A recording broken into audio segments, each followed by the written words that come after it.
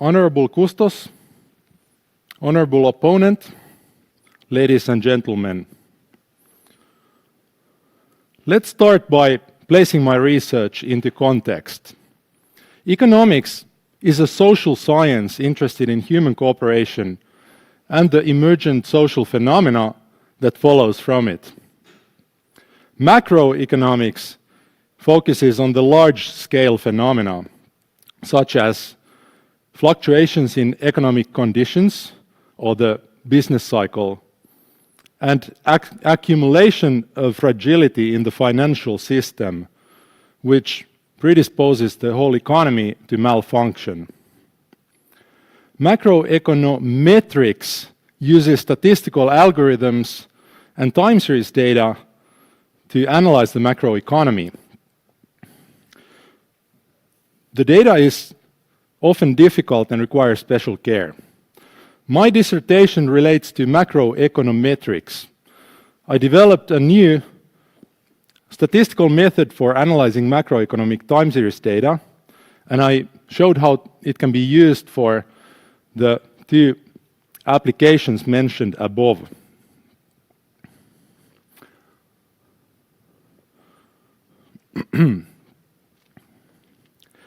We are constantly forced to make very consequential decisions regarding fiscal, monetary, and macroprudential policy. These decisions impact the well-being of millions of people. Having a better understanding of our economic predicament, where we are and where we are heading to, could help us make better choices. Having more information does not dictate how one should act, but it can help in pursuing whatever value-laden goals one has. The situation analysis is hard because many of the things that we are most interested in cannot be directly observed. For example, the aforementioned business cycle or the fragility in the financial system cannot be directly measured. Information about these phenomena has to be inferred from data by using a model. It's important to emphasize that we cannot access the information in the data without a model. A model is something that organizes, prioritizes, and interprets observations. Here we mainly focus on mathematical models, but also verbal theories are models in the broad sense of the word.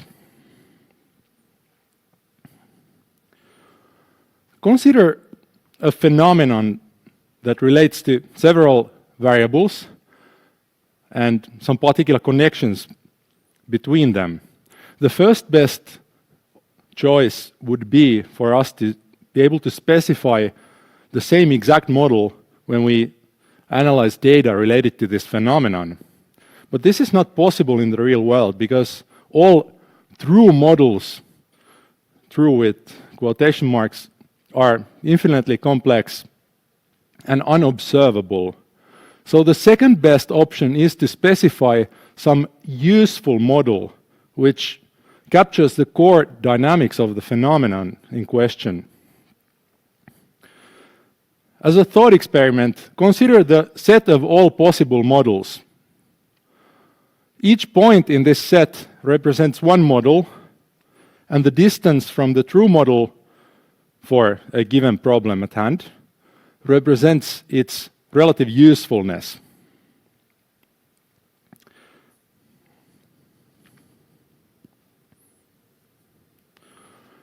There are, broadly speaking, two approaches on how to select one model from this set: the conventional approach and the machine learning approach.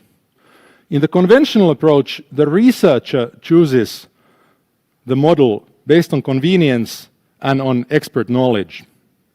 This amounts to picking up one point from the set. The model can then be expanded and adjusted based on preliminary exploration of data if needed. In the machine learning approach, the model selection is outsourced to an algorithm which can learn autonomously complex ways to represent the data. This amounts to starting from the set of all possible models and then narrowing down until we converge to a point, select one model.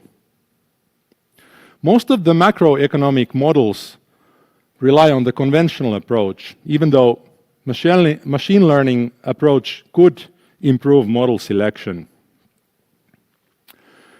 There are three key challenges, in my opinion, which explain why machine learning hasn't gained a larger footing in macroeconomic research yet. First, frontier machine learning techniques are often thought to be only useful for prediction tasks, which is not the main interest in macroeconomic research. Second, training a neural network tends to require a lot of data, whereas the data sets in macroeconomics are often small. And finally, it's important to be able to interpret the results from a model in order to combat spurious correlations. And many of the powerful machine learning algorithms are thought to be black boxes. My dissertation addresses these three challenges. Let's go through them one by one. Prediction means extending observable variables into the future. Long-term prediction of the macroeconomy is infeasible for several reasons.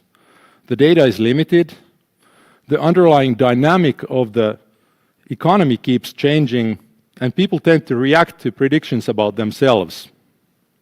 But most importantly, the future is drastically impacted by geopolitical and other surprises which cannot be predicted.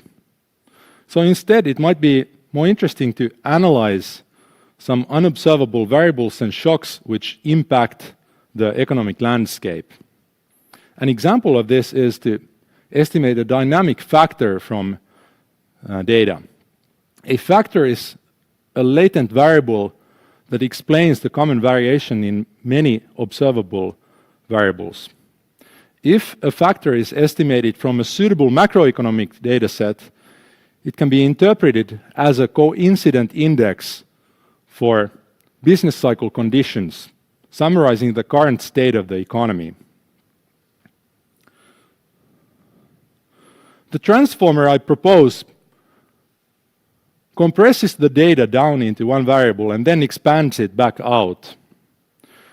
The information that is filtered in the bottleneck is the factor estimate. More closely, the data is first processed into a format that can be analyzed by a transformer. The data is then fed to a state encoder which refines the factor estimate. The transformer is forced to rely heavily on the factor estimate when predicting the data in the measurement encoder. During training, the transformer learns to construct the factor estimate from data in such a way that it helps explain the data in maximally usefully.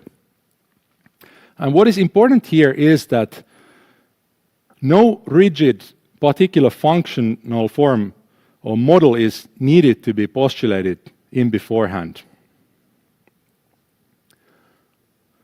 The second challenge showcases that the strength of a transformer can also be its Achilles heel.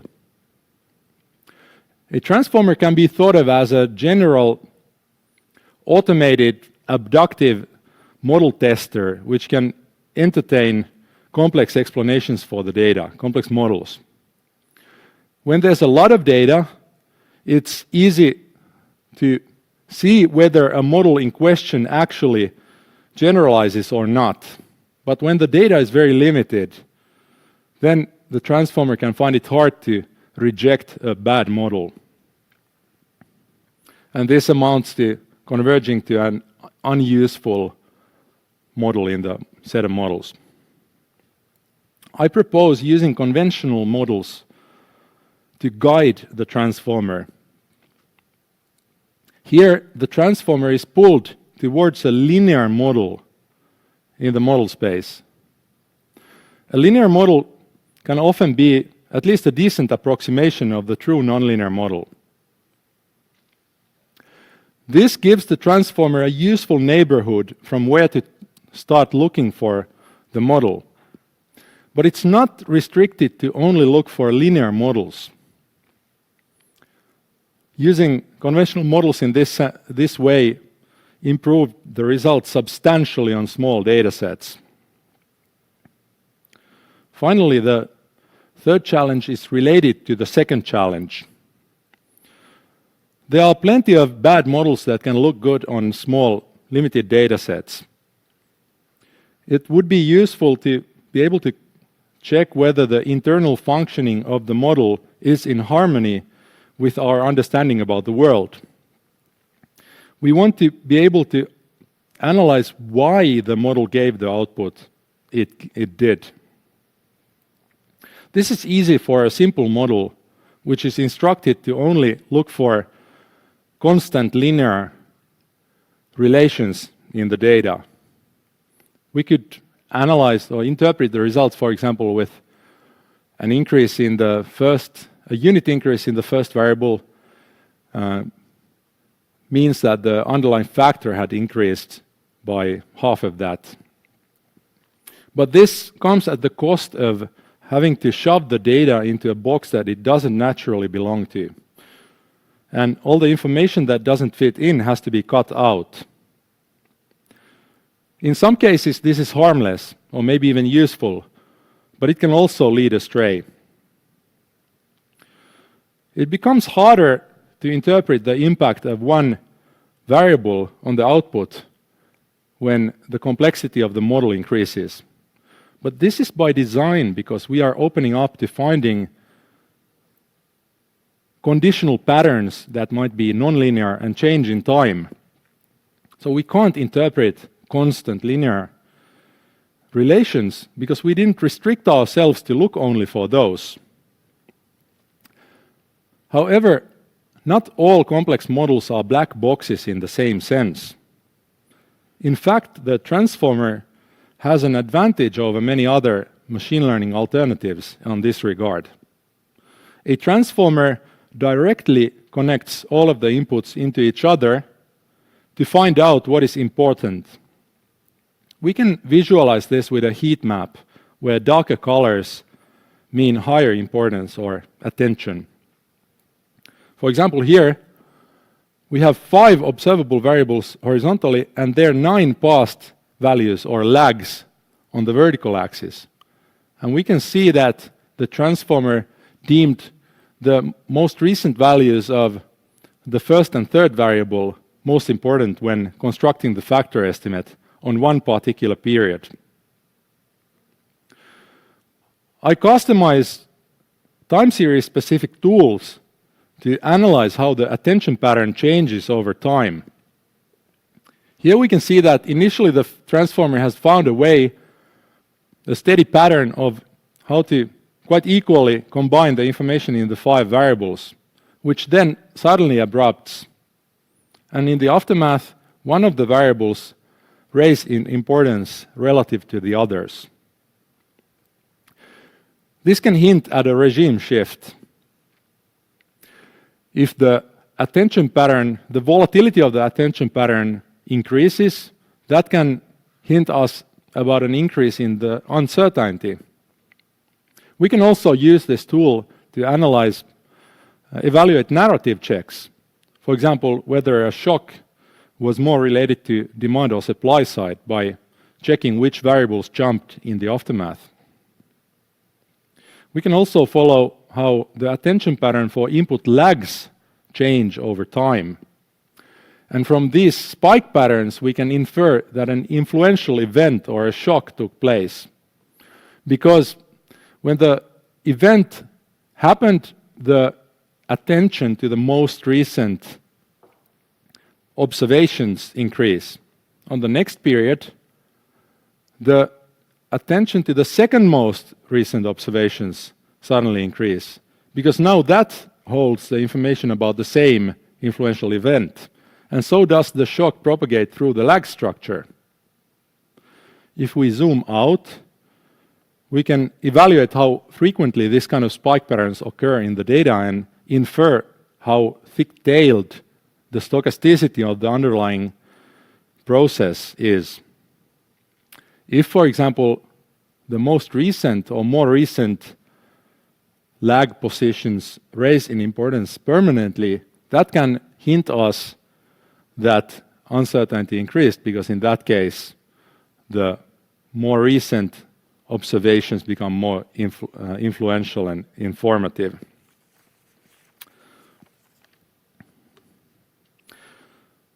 Senior lecturer Hausenberger, I now call upon you to present your critical comments on my dissertation.